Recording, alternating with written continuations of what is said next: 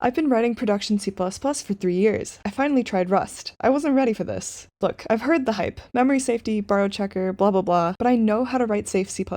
I don't have those problems. Why should I switch? So I followed the guessing game tutorial and first off, the docs actually want you to succeed? Absolutely wild. No gatekeeping, just here's how to do the thing. Installing Rust also just took one command. No hunting for the right toolchain version, just one and done. A new project, cargo new. That was it. No CMake list, it just works. Adding dependencies, it's just one line in cargo.toml. It feels like npm, but it's for a systems language, which is crazy. And wait, there's even a command to view the docs for your dependencies? It's just there. Also, cargo run worked on the first try. There's no makefile, there's no which C++ standard are we on. I didn't have to fight with VS Code to set up the IntelliSense either. It just ran. Also, everything was immutable or const by default. This one step alone just leads to better optimization for your compiler. And the syntax, if you know C++, Python, Go, TypeScript, the syntax for Rust will already feel pretty natural. I spent barely 15 minutes on a tutorial and I didn't fight the tooling once. I just wrote the code. Maybe the Rust people are onto something.